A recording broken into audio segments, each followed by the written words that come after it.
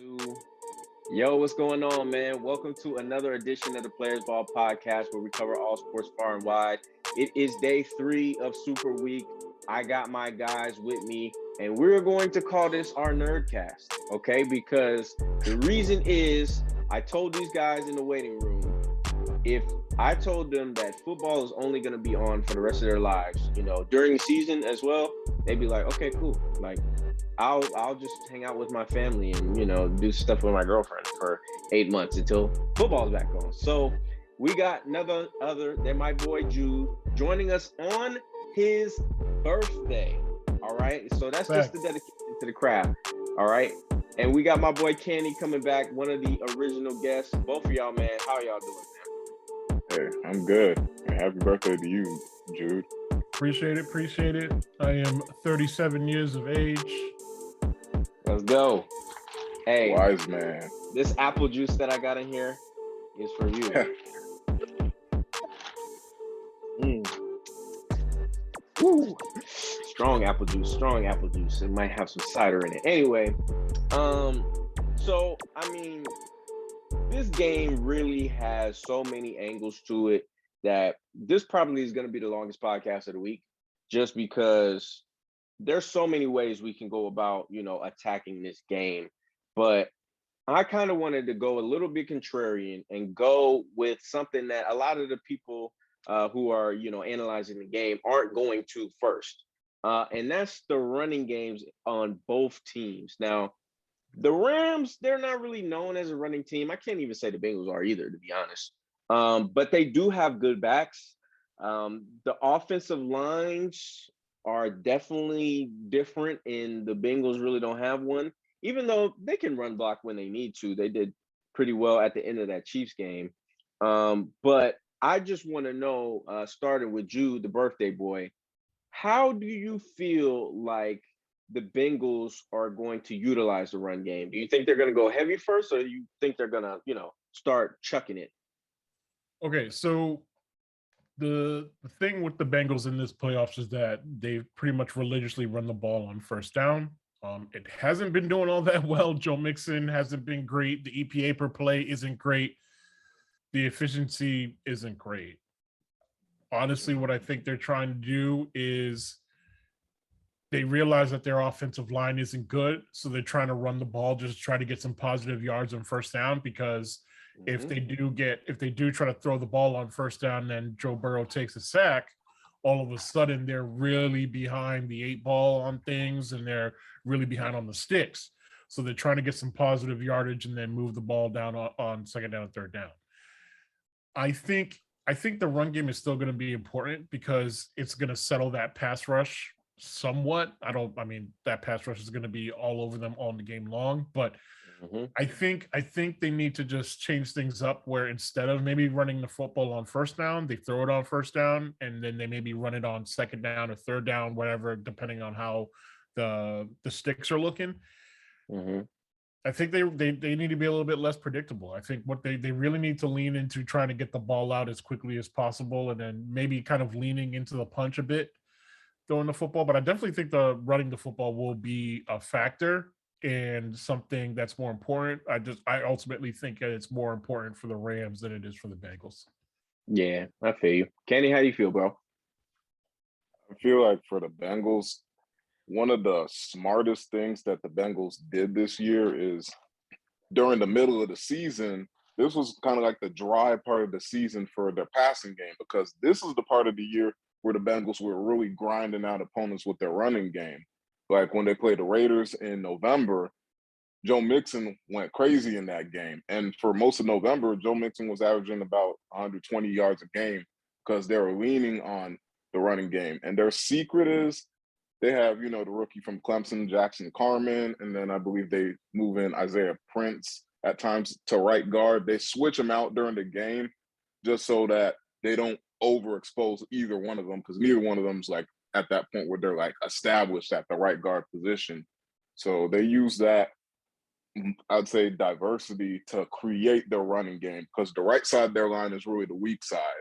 But the left side, where you have Jonah Williams, who's pretty good at left tackle, you have trying to remember his name. I think not Prince, but Quentin Spain at left guard, and Trey Hopkins at center. That left side is the stronger side of the Bengals line, but they really try to get that running game going just so that the right side of the line settles into the game. So I think, especially against the Rams, if you look at how teams have been able to move the ball on them, it's by establishing the run, because you can run against the Rams. You can run against Donald and Von Miller and Floyd. That's how you get these pass rushes slowed down. They saw it with the Chiefs, and then they'll see it again in the Super Bowl. Yeah, for sure, bro. I really think they're going to come out and try to establish it. I think when they start loading the box, obviously, I mean, it's going to be lights out, bro. And it's going to be up to which me and Cany, when we did our NFC West preview, we said it over and over and over again. The Rams losing John Johnson and just the secondary in general, like the outlook for the entire year was just like it wasn't the best. So, I mean, with both secondaries, who do you feel like has the bigger edge in this matchup, Jude? That's an interesting question. So the Rams defense is very much built around like star power. You have that defensive line, and then you have Jalen Ramsey in that secondary. So Jalen Ramsey's kind of that big chess piece that they can use to erase one player, ideally. The rest of that secondary isn't very good. They're all right. I would definitely say Darius Williams on the other side. He's been getting picked on in the playoffs a lot, and the matchup for him doesn't look very good. If you're basically saying that Jalen Ramsey and Jamar Chase are going to cancel each other out, right? That let's just say Jalen Ramsey is going to follow Jamar Chase all over the field, lock him up. Do you like those matchups with T. Higgins versus Darius Williams? If you're the Bengals, you love it. Tyler Boyd, maybe in the slot versus maybe Eli Apple. I think Eli Apple pretty much primarily likes to play on the outside, but you like that matchup too. I think with the Bengals secondary, I think it's the whole defense is solid all around. They don't really have any holes. Nobody on that defense is bad. Nobody's there. There's not really something there that you could specifically pick on.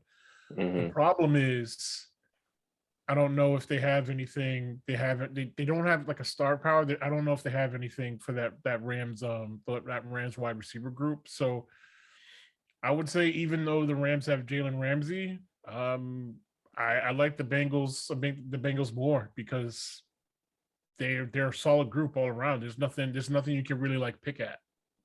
Yeah, no, I definitely agree with that. And I was telling you that I was listening to Mina Kimes' podcast before we recorded this, and the tidbit that I got that was kind of shocking is that, do you know who's given up the most points, or not the most points, the most yards in this playoffs this year?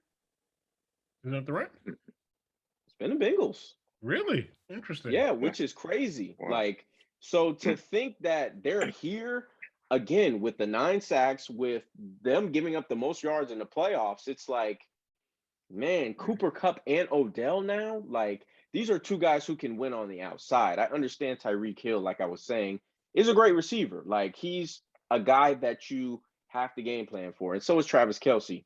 But when you have Logan Wilson, I mean, he's impressive. Oh, yeah. Like, Reek was telling me this kid is an all-pro, and I was like, man, but, I didn't watch the Bengals as closely as I should.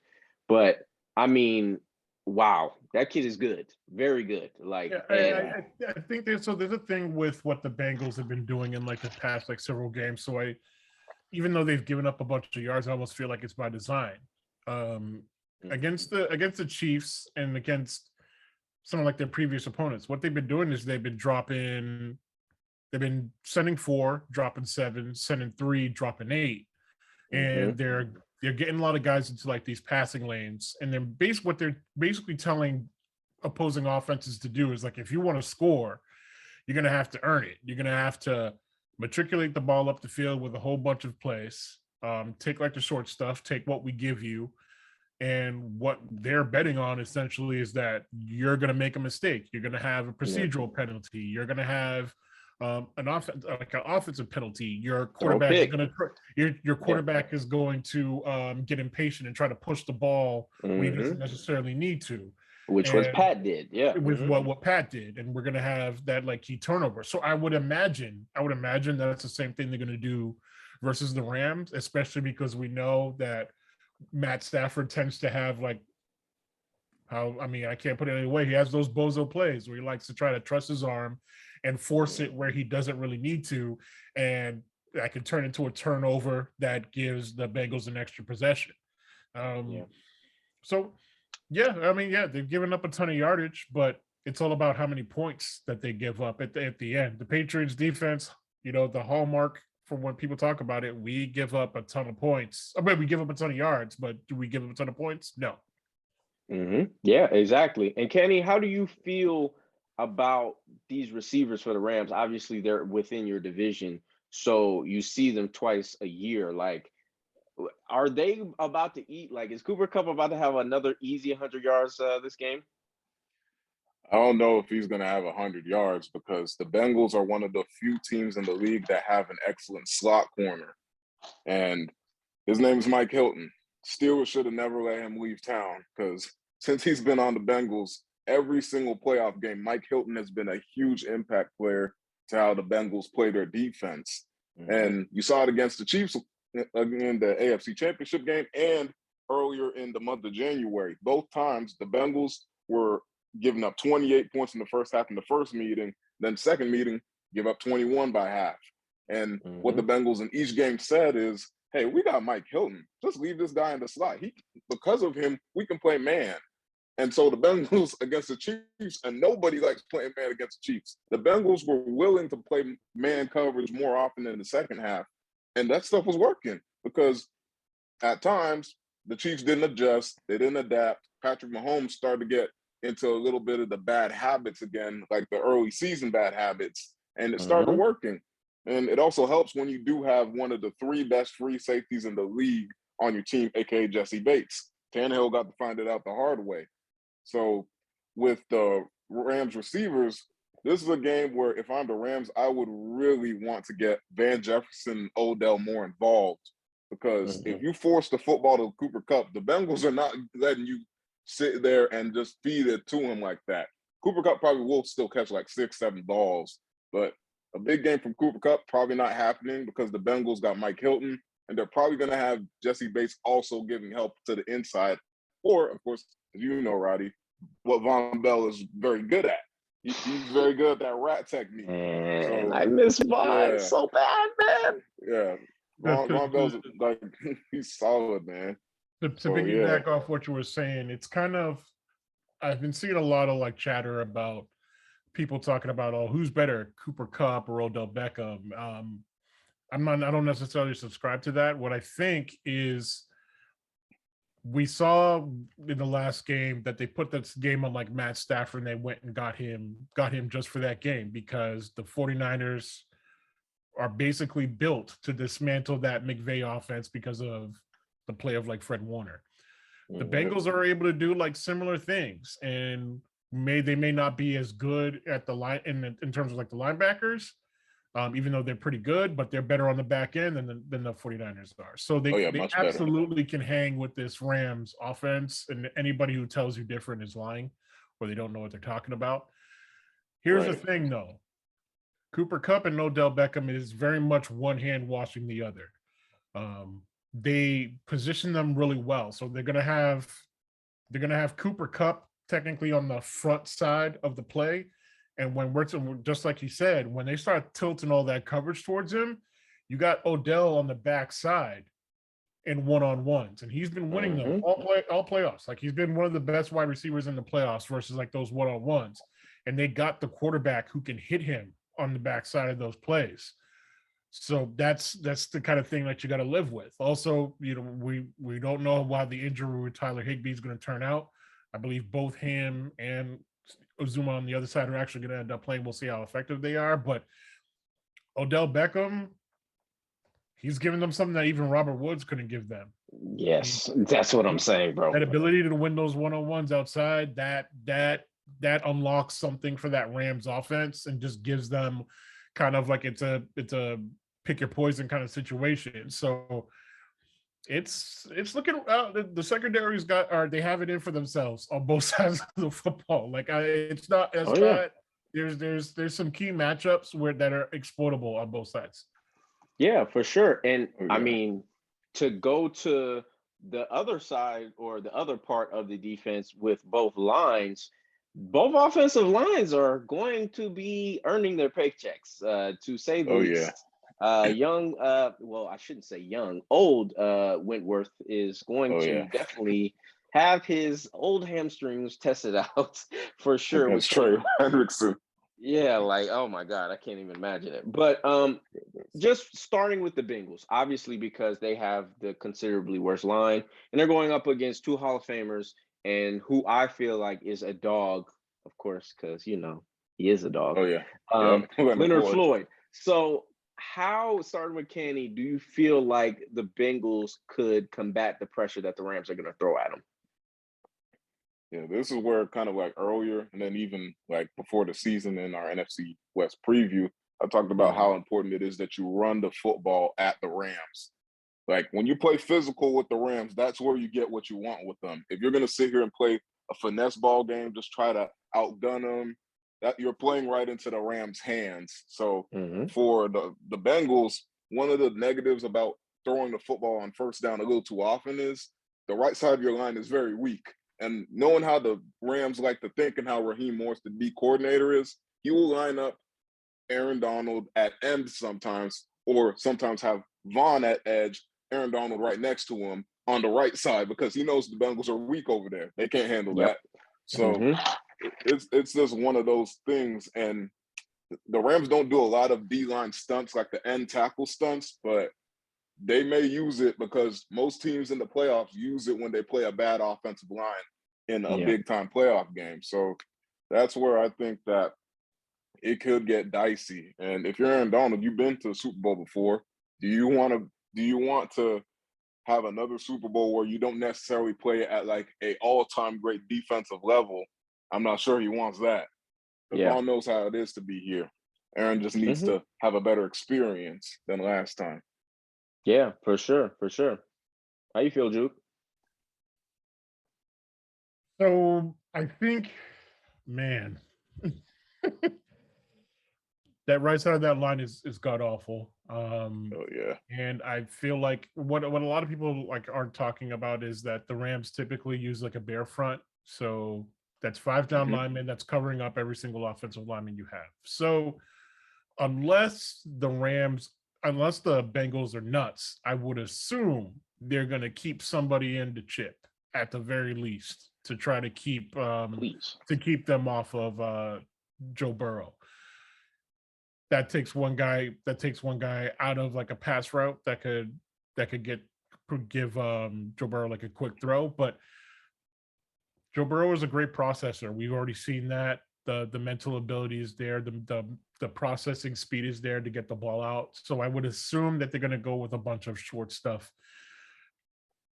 Early in the season, I was saying that Jamar Chase was kind of like a bit of a one-trick pony, where it was like a lot of his routes were like a lot deeper. He wasn't doing a lot of short stuff.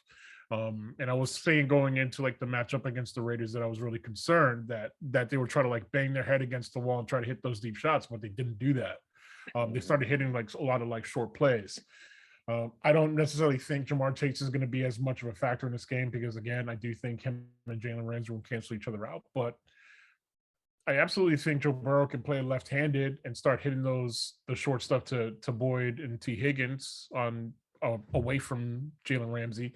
And another thing that I don't know if we've like talked about it much is like the Rams linebacking group is very bad. They're not good. Yes. They're not good at all. Awful. So CJ Azuma just announced that he's playing. I think he was being interviewed he today. threw the brace off. Threw his knee brace off. It's like, I'm not missing like the biggest game of my life.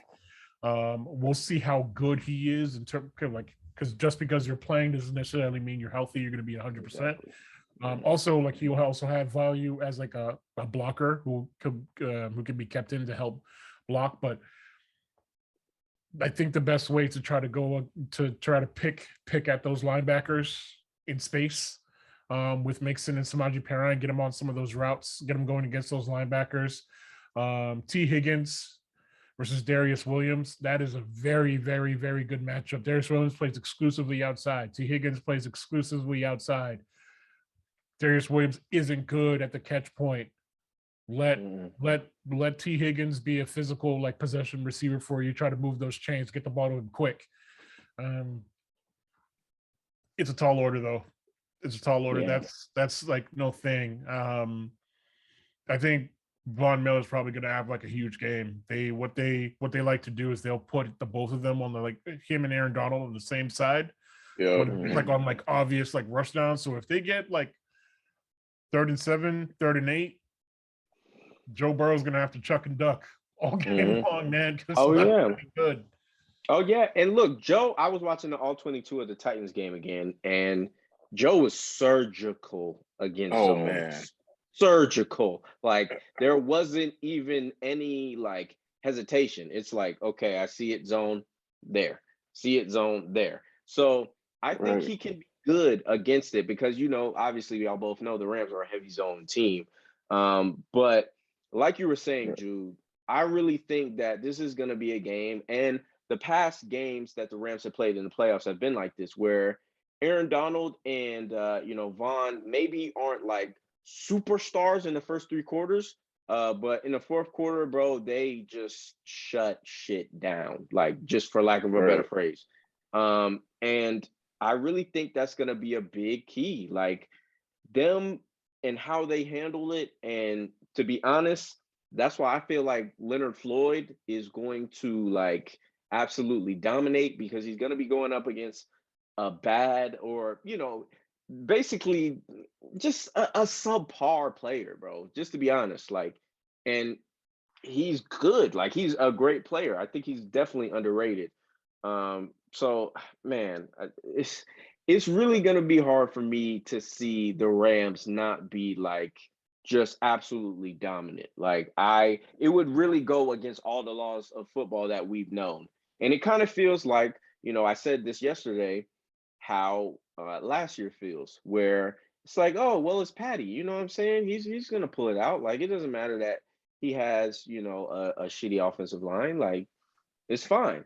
So I just really think it's going to go against all logic for real, if they are not dominant in this game. But to move the conversation forward, I did want to go on to our dark horses for MVP, starting with Cany. I know you kind of are telling your prediction when you pick your dark horse MVP, but who you feel like it'll be? I think it could be either, I'll say 2 people. It could be Joe Burrow, or it could be Mike Hilton as well. It could be one or the other. And yeah, I think for Joe Burrow, like we've seen, even in the game against the Titans, when he was on his back all game, whenever Joe Burrow had time to scan the field, he was getting to the right read, getting to the open receivers. And that's Tennessee's defense. Tennessee had an excellent defense. Same with even in the wild card round, the Raiders. They were really good on defense. And the positive about that is Joe has had to play a good pass rush every single week of the postseason. So I think that helps him get ready for what he's going to see with Donald and Von Miller. And because he has so many favorable matchups on the outside, I think that that's where Joe Burrow probably takes over the game, especially second, third quarter, and possibly early on in the 4th as well. So that's my case for him. And then for Mike Hilton, I think the job he's about to do on Cooper Kupp is going to be something that a lot of DBs this offseason are probably going to take a little binoculars look at, because like Mike Hilton doesn't get his dues. But when you turn on the tape, the all 22 tape, you get the coaches' angles on to see what Mike Hilton's seeing, see why he's so good. It's like Cooper Kupp's been great this season, but he's got his hands full against what Mike Hilton does to guys in the slot. So I love what these two guys can do. And I also know that Matt Stafford will force the football to Cooper Kupp because he does it every game. And that's where Matt Stafford's interceptions come from, is force feeding Cooper Kupp or an ill-advised deep throw to Beckham on a miscommunication on the route. So those are the chances of probably Mike Hilton getting maybe a pick or two if Stafford's reckless. And that would be his. For sure. Now, Jude, how do you feel about it? Who's your dark horse? I kind of went a little bit left. So I think my dark horse would be Von Miller. I don't think Von Miller is the best player on that defense. Aaron Donald is clearly the best player on that defense. Jalen Ramsey after him. What I do think is that the Bengals are going to do everything they possibly can to keep Aaron Donald off of Joe Burrow. So I think that's going to play into Von Miller's hands and Leonard Floyd's hands as well.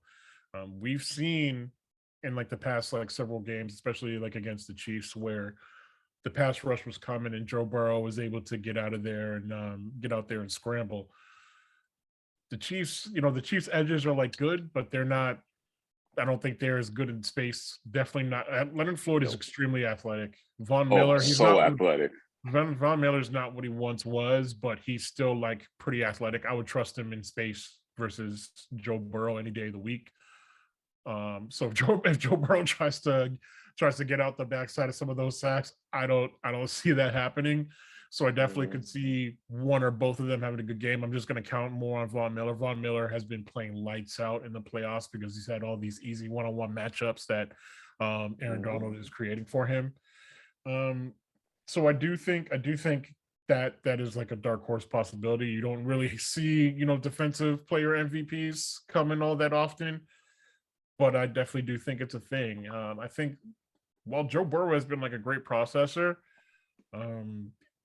he pushes the ball at times too. I wouldn't say he's like a risk taker or reckless, but he's not afraid to push the ball. And as a result, it's to his detriment. He has an interception in the past 2 games. He has a pick.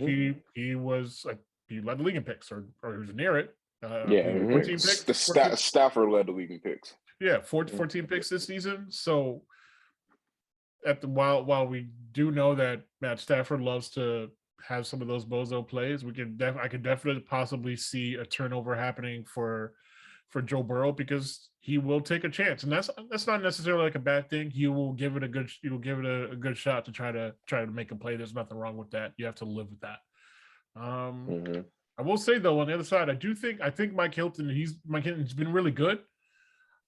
But I will say the one thing that worries me about that matchup is Cooper Kupp is kind of an anomaly in a lot of ways, because he can run slot receiver routes, but he's not slot receiver size. Slot receiver, yeah. He's not. He's all of 6'2" with like that catch radius. So I'm curious to see like how that matchup works with Hinton, and how I think Kupp will probably be able to do well regardless. But Stafford, if I'm out there and all for my betting folks, I would not be surprised if I saw one pick each for both the quarterbacks. That's what I was thinking. Me either. I'd probably bet on it. If you told me you wanted to do a parlay on that, I would not hold it against you. Even though normally I would not. I'm not a parlay type of guy. But a 2-leg parlay, 2 interceptions for both quarterbacks. Oh yeah, no, look, that's what I'm saying. The odds are probably going to be pretty good too. They haven't released the props yet. You'll hear a major announcement from everyone on Twitter when they release the props and all of that, because it's going to be a frenzy to get there. But yeah, man, if I had to pick my dark horse, I picked it on the show yesterday with Marty, and I had Leonard Floyd actually, because I really think they're going to do a lot of what you were saying, Jude, putting them on the same side. But I do think maybe they can combat it a little bit. Maybe if, they, like you said, Chip Wilson mixing at them on shotgun plays. But Leonard Floyd's pretty much going to get one-on-one like the entire game. Like, I would be shocked if he ever gets doubled because the 2 other players are better than him. So I just think he could have maybe an important strip sack, something like that, or, something of that nature. But to put it on the Bengals side, I would not be surprised if my guy T. Higgins is like I wouldn't be shocked if he gets 100 yards this game. Like I could definitely see him eating because dude is like what? He's like 5'7", like 5'8", like bro. He's You not a think big dude Darius at all. Williams? Yeah, Darius Yeah, Williams. he's like 5'9", and Higgins is 6'4". Yeah, like Yeah, come good on, luck with bro. that. Like, and you're gonna get one-on-ones. Literally, T. Higgins is the worst possible matchup for Darius Williams. Like everything Seriously. that Darius Williams is like bad at defending, T. Higgins is good at. Yeah, plain and simple. So that's why I already know Joe's gonna force feed it. And if they send Jalen over there, like you're not gonna put him on Jamar. Like Right. this is not gonna happen. So But I mean, it's really pick your poison there. So I really feel like T is definitely a guy on the Bengals that could be my dark horse. But I wanted to move it to the coaching matchup because I think, like our first topic, that's one of the things that like nobody's really talking about a lot. Maybe they'll talk about it closer to the game, but obviously Zach Taylor is a Sean McVay disciple. Um, Look, they both love 11 and 12 personnel. McVay can't help it because he was a tight ends yeah, coach. So I mean, he's just born with it. right. But with them being so familiar with each other, with both teams loving to go into 11 and 12 personnel, how do you guys feel like starting with Cany that is it going to, negate each other in a sense, or is it going to be like kind of more in an open game because they know? I'd say it's an open game, but if there was any advantage for anybody, I'd say Zach Taylor has the advantage because Zach Taylor has on his team the defensive personnel to combat the style he likes and McVay. He has a secondary with depth at cornerback and in the nickel and slot spots. So that kind of gives him a little bit of an advantage versus where you look at the Rams for McVay. McVay has his style, but he can't really switch from his typical finesse style of offense to a more physical approach. That's been the weakness of the Rams all year, offensively and defensively. So from a tendency standpoint, that forces the Rams to kind of say, not that they're limited in how they can play, but they're like, okay, we don't want it to turn into a physical boxing match. So let's keep it in the zone running game, the power running game, instead of trying to let it become which line is going to win the fort race or win the fort matchup in terms of, okay, are we going to negate pressure or what are we doing? Yeah. But I will say this, though. Since McVay's been here before, he got outcoached by Belichick completely. At least, even though McVay's not very good at making in-game adjustments, at least he has learned his lesson from the Belichick Super Bowl where he over-prepared. And then also against the 49ers, he kind of learned, even though the Rams had a better team than the Niners the entire season, they just couldn't beat him. He finally started to learn what he needed to come off of in his own tendencies to be able to beat Shanahan. So that might help him a little bit against Zach Taylor, but I'll say slight advantage Zach Taylor in this matchup of coaches. Yeah, I feel you. I definitely feel you on that. Now, Jude, how do you feel like this is gonna fare? I mean, McVay has been pretty good all playoffs as well. I think the familiarity also favors like Zach Stacy. Sorry, said Zach Stacy. Zach Taylor. Sorry, Zach Taylor. Zach Stacy. So I remember what he's been doing. Had some bad news going about it, but yeah, Zach Stacy, the old Rams running back. But I think it favors Zach Taylor. What a lot of people aren't talking about is basically like offensively, like maybe some of like the concepts might be Zach Taylor's. Joe Burrow runs their like offensive like meetings. Joe Burrow is kind of like he's as far as like a football mind, he's in that Peyton Manning kind of like role. Like he's a field general. He's a field general. He has a lot of he has more swag than any of those guys ever had. So maybe this doesn't come off that way, but that boy, he is football intelligence elite. Oh yeah.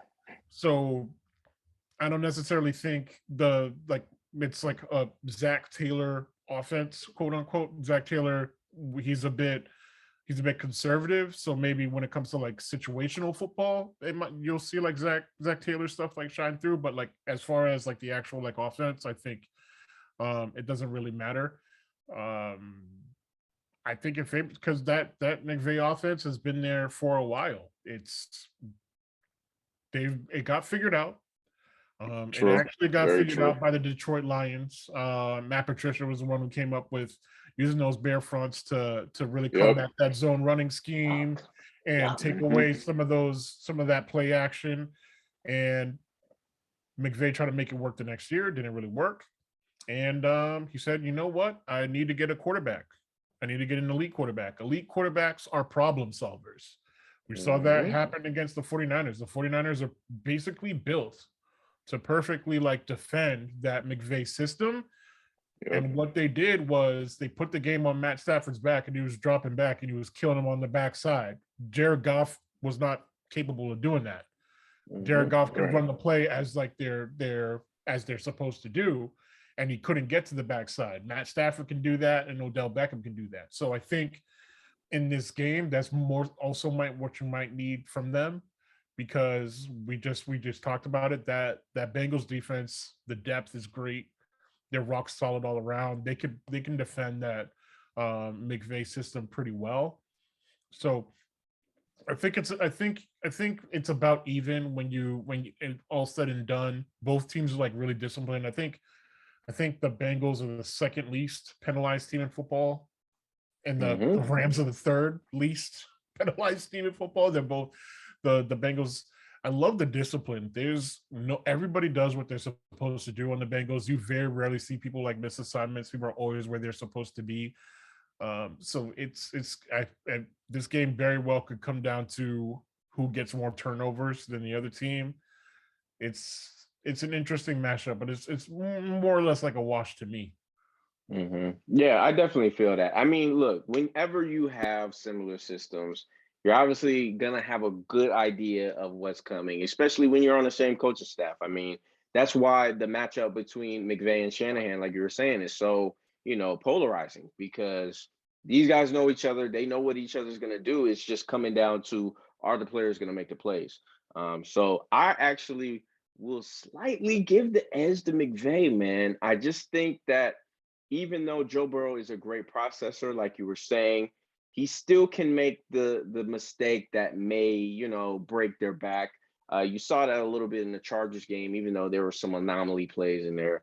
But I really, man, and this is not me being biased because he's a Georgia boy, okay, I know, but I really think Stafford is going to be able to overcome it, man. I really think if he doesn't do it now, when else is he going to do it? And Joe has a bright future. So I'm very cautious when I pick this game, because I understand that, talent matters and matchups also matter too. And the Rams have a lot of it on their favor. So I want to go ahead and get into predictions. Kenny, since this is within a division, I know it burns your skin to see the Rams have any type of prosperity, but what do you feel like is going to be your prediction of the game? I need score, and then I need your most confident pick on MVP.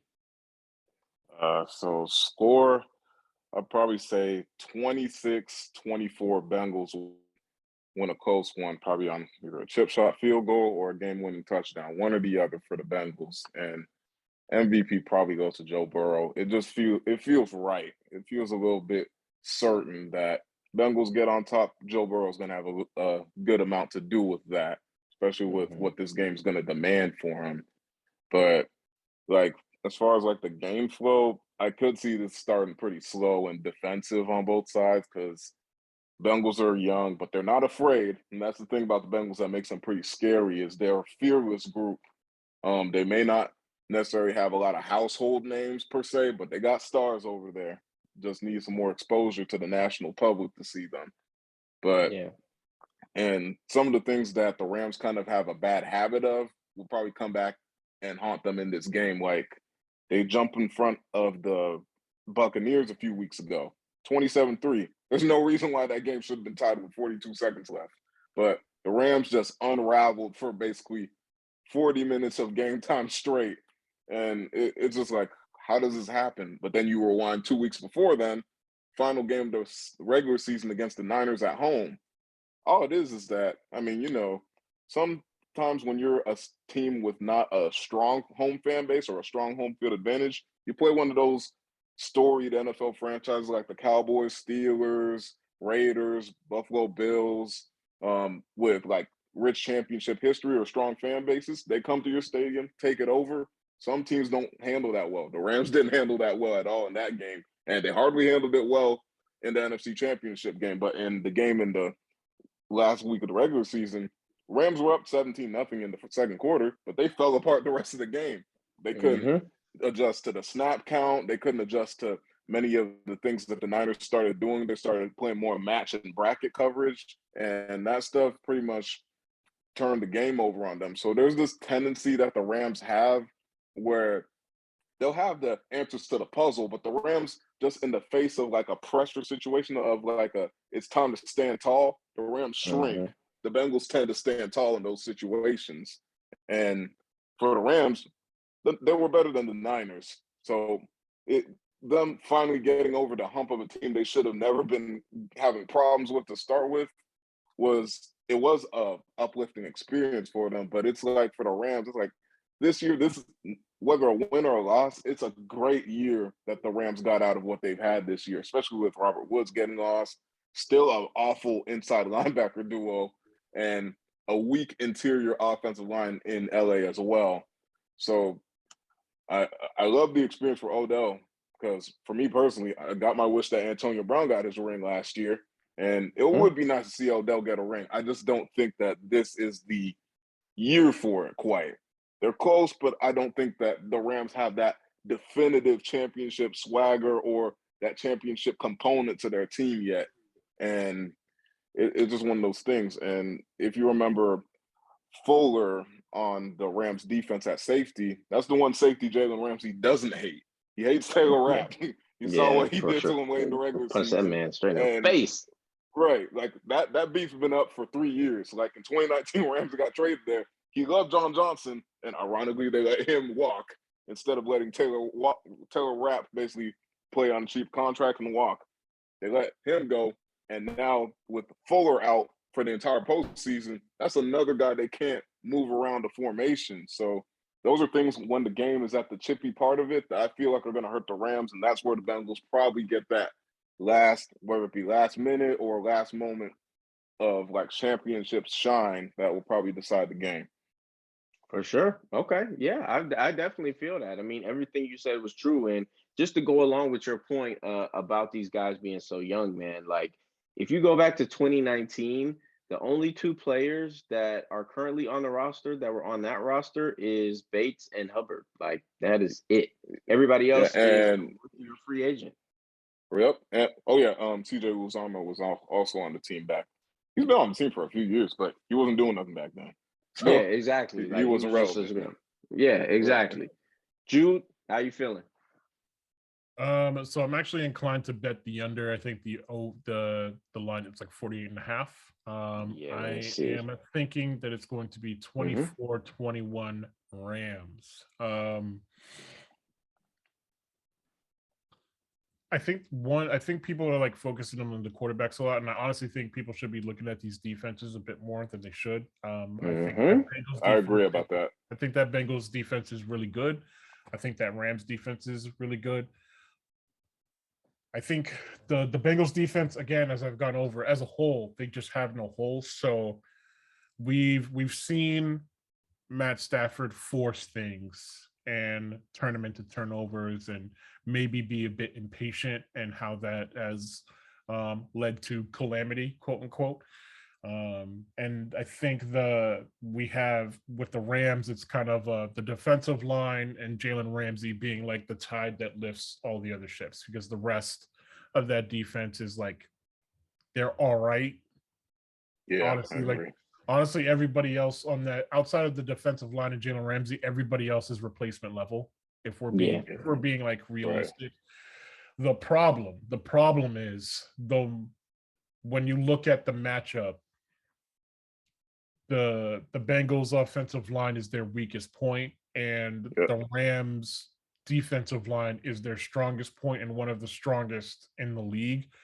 So that's something you can hammer. When you're playing playoffs and you have a bad matchup, teams will hit it until you fold. unfortunately, I think this might be the end of the line for the Bengals.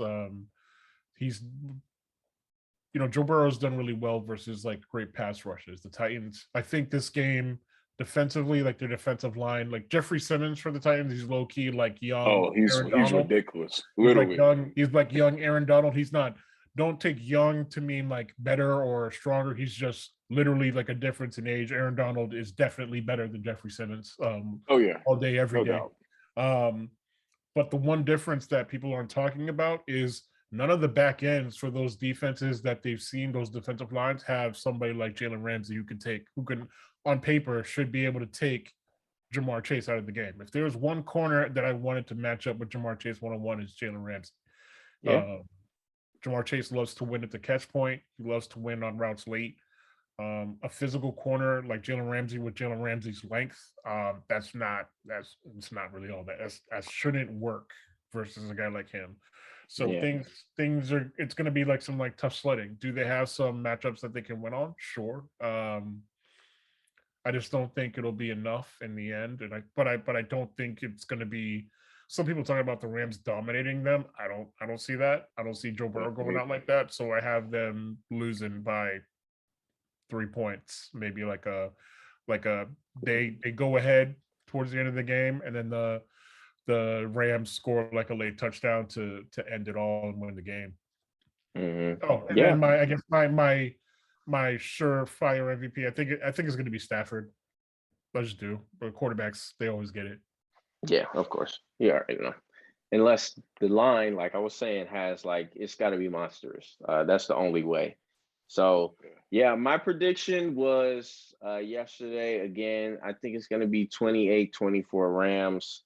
I do love the underplay, Jude, because I just really think, even though that score is over, I just really think that this is going to be a defensive struggle early on in the game, because I think, like you said, both defenses are not getting a lot of credit and a lot of love. So it is what it is. But, man, this is going to be, and I don't know if y'all can agree with me, this is going to be a good game regardless. Like, I think this has the vibe of an all-timer. I didn't think that Falcons and Patriots one was going to be as good as it was, but yeah, me either.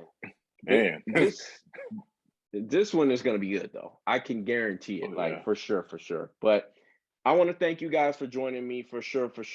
My boy, Jude, you tell the people where they can find you and tell them where they can wish you happy birthday at. You can find me on Twitter, Superprime, SUPEPRIME. My Cash App is Jade, JAED 85. If you want to send me some birthday money, I promise it will go towards my master's in data science, or maybe my PhD, which I just submitted the paperwork for. That fingers crossed pretty well. Right, Cash App, my boy. Doing well. Black people in tech. 100%. Let's take it over. Let's take it over. Yes, sir, man. For sure. And look, replay. Don't be afraid, ladies, to replay that part about his Cash App. Okay, don't act like you ain't got no money, ma. Right? Don't be like that. Kenny, can they find you, my boy? I already know. Still the same old. We got a nice fitness page out here still. We at fit.chngm on Instagram. Go ahead and get at me there. Main page there at CHNGM_ on Instagram as well. Same thing on Twitter, but you know where to find me. Yes, sir. And I want to thank y'all again for tuning in to the Players Ball Podcast. Get us on Twitter at the Players Ball 1, the number 1. Get us on Instagram at the Players Ball Podcast. And then get me on both mediums at Roddy404. We will have an announcement for y'all coming up soon, so be tuned into that. I'm just saying, some big things are going on, you know what I'm saying, as our Jamaican brothers would say. But until tomorrow, where I know I said, today was going to be the day that all of Louisiana was on, but tomorrow is when all of Louisiana is going to be on. And Jude, I'm going to have Bun and Reek on the same call. I hope we don't get canceled. All right, I hope we don't get canceled. Good luck with But- that one. Until then, bro, we'll holla at y'all later, man. Peace.